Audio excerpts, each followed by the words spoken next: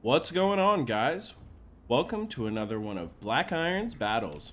Today we have a Total War Warhammer 1 versus 1 quick battle for you, where I am leading the Dawi army led by Thorgrim Grudgebearer. We are facing off against the Beastmen led by Kazrak the One-Eye. Now right off the bat, you'll notice here in the front that I do have a bolt thrower.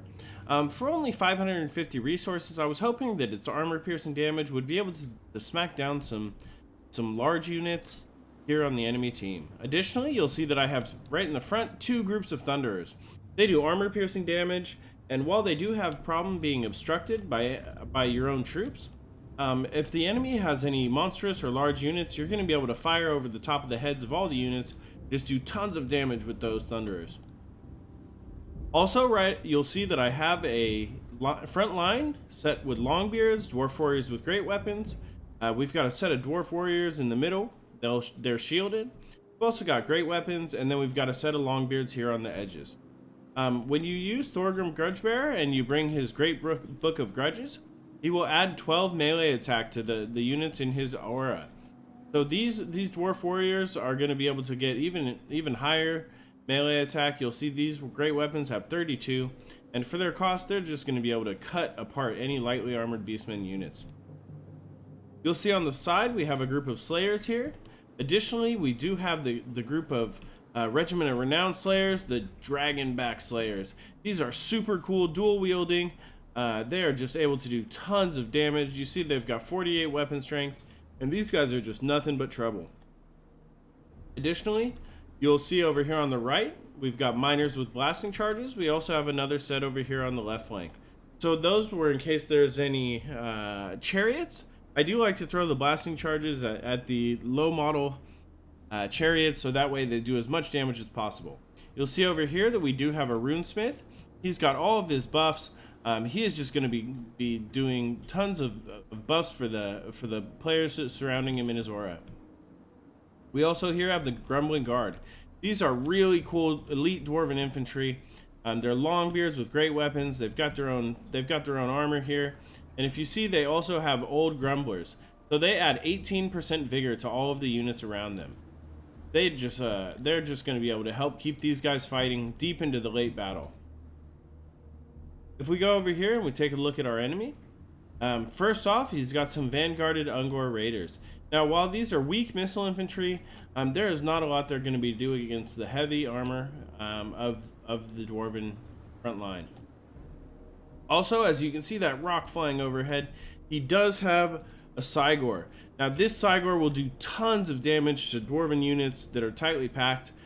He's got 349 armor-piercing missile damage. He is just going to do a ton of damage with those big rocks that are being thrown overhead. If we go ahead and take a look from the top, you'll see that he's got a front line of Ungor Spearmen herd. Now these are the cheap Beastmen infantry. These are mostly just fodder units, but they'll allow these Bestigor herd, which are following them up, they'll take the shock and then allow these Bestigor herd hopefully to come in behind and just do tons of damage. You'll also see that he has brought two groups of Minotaurs. These Minotaurs are just bestial infantry. They're super cool, super big, and you'll see them just charging and diving through the battles, just like their bigger brethren, the Gorbals. Now you see he does have one Gorbal here on this side and another Gorbal here on the left. These Gorbals will be diving, smashing. I mean, they'll be able to just do tons of damage with that huge weapon strength they have. They'll be hopefully taking out my lords and any sort of highly armored units. Those Gorbals will just be nothing but trouble. Additionally, you'll see here we do have Kazrak the One-Eye. It looks like he has brought quite a few of his abilities. The leadership buff. He does not have the whip, so he won't be able to use his activatable item. But this is just a very strong Beastman army we're going to be coming up against. And before I talk too long, let's go ahead and get this party started. Now you'll see here that I have 845 units started, and he has 562. So that is just a low unit count for a Beastman army. So I did know that there would probably be some Minotaurs or some large units.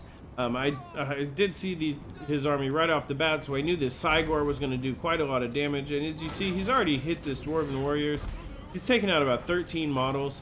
And so I've set my bolt thrower to start firing at this Cygor. Now you'll see the bolts here around his feet, and it looks like they just bounce right off him. These bolts are not doing too much damage to the Cygor, but these rocks that he throws are just going to continue to smash into my lines. You'll see that it sent these Dwarven warriors flying, and they will just do a ton of damage if they land into my groups of Slayers or something like that. You'll also see that we've got the Runesmith is popping his abilities. So he is just, I'm trying to keep as much of this damage, mitigate it from the Cygor that I can as I get in here and get engaged in the melee attacks. You'll see that he is also bringing his army into attack. So we are going to just see an epic clash of these front lines. And you'll see the Thorgrim here in the back. You'll see that Gorbel come slamming in. You'll see those Minotaurs come smashing through. There is just a ton of damage being done. You'll see the miners of throwing those blasting charges. If you look over here, the Runesmith is using the Rune of Negation, which is just taking down the amount of damage that all of the units in this circle around him are doing. You'll see that these Minotaurs have already taken a ton of damage. We do have the Thunderers here in the back, and they're just going to be firing in and trying to do as much damage as they can against these giant Minotaurs. But these Minotaurs are just causing, you'll see as he swings down there, they're just doing tons of damage to this front line. These Longbeards already have less than half health. They're just going to just be smashing through these armored units like they're covered in paper. If we look here on the left, you'll see that these Ungor Raiders, they are just taking huge amounts of blasting charges from these miners. Those blasting charges are able to do a lot of damage to these lightly armored units. They're already shaken. They are just not doing very much. They've only got 6 kills, and hopefully we'll just be able to keep these Ungor Raiders from doing anything the entire game. You'll see another set of blasting charges thrown in, and while they could have probably been used on some heavier units, you'll see that concerted Thunderer fire has actually managed to get these Minotaurs broken off the field already. Now and you see these Minotaurs over here on the left, they've got 38 kills, but they are also low in health. And they're just going to continue taking damage from all of these Longbeards and the Miners, which have armor piercing. You'll see these Slayers are in here. These guys are surrounded.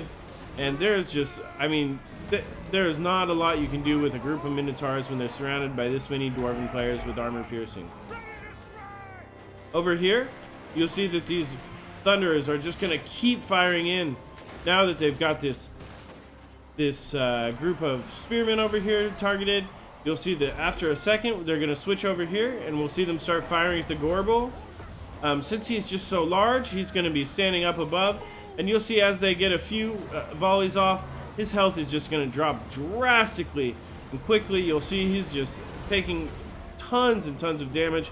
He's almost out of this game, right? Just because of this fire he's taking, and you'll see he's been shot down, and the dwarves are cheering because that is just the way that these Chaos Forces go. You'll see over here on the right that the Minotaurs, the Vestigor herds, all of his units are breaking, and this Dwarven front line is just victorious. The only thing remaining here is Khazrak the One-Eye, who's using his abilities, but he is just surrounded by tons of armor-piercing groups.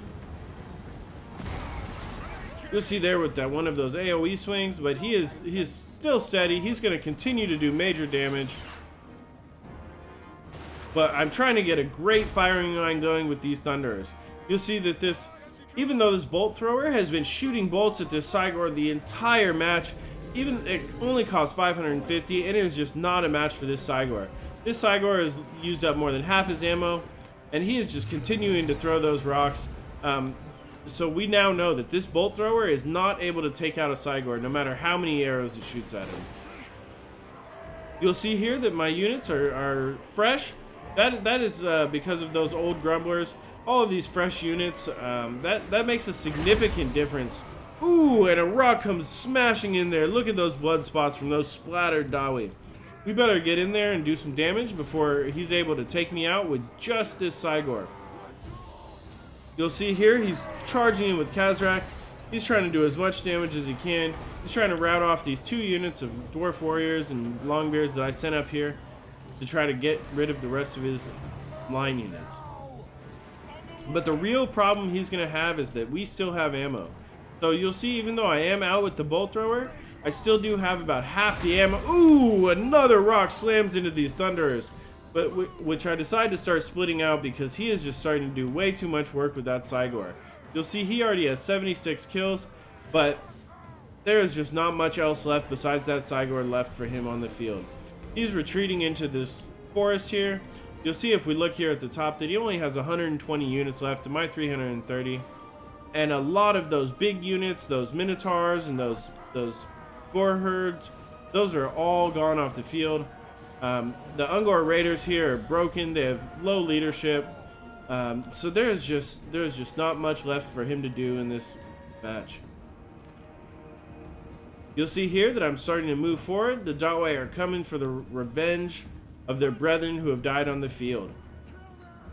Kazrak is making his final stand. He's charging in, and that Cygor just continues to throw rocks.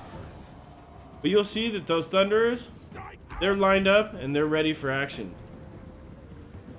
Even though he's popping everything he's got, these Thunderers are just going to start letting loose. And you'll see as his health just drops drastically after one volley. Another volley gets him turned around. That shatters him, and that'll be the end of the game. That was a really great match. I just love it when you get this line of Thunderer and you're able to get a good firing line, and you're able to just do tons of damage with that armor-piercing shots from those handgunners. Let's go ahead and take a look at the post-game matchup. You'll see he was able to take Thorgrim off the field. However, I did still have this Runesmith, which was able to keep the leadership of my units up. So I was in there was no chance of me breaking. Even though I did have this bolt thrower on the Cygor the whole game, you'll see with all of its ammo, it was not able to take out one Cygor. So if you do have a bolt thrower, you may want to use it for something other than shooting the entirety of your ammo at one Cygor and not killing it.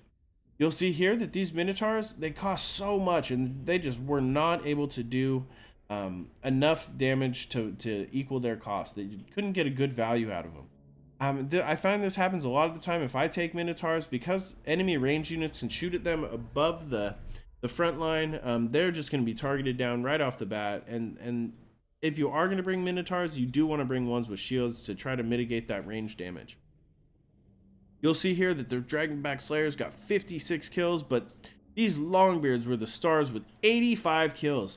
Now, they probably got a lot of kills on these Ungor Spearmen, which really just died right off. You'll see even these Gorbulls didn't get a lot of kills, and his leadership was just demolished. The best Gore herd was really his best units. Between the two of them, 160 units, that is quite a lot of kills for those best Gores. Those are a better value than the Minotaurs. They're just able to do a ton of damage to the dwarves because of their armor-piercing attacks.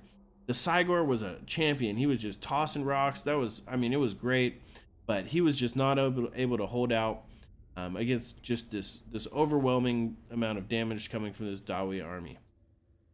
I want to say great game to my opponent Snacky, and I want to thank you all so much for tuning in. Please subscribe below for more great online battles. This is Black Iron, and I hope you've enjoyed another one of Black Iron's battles.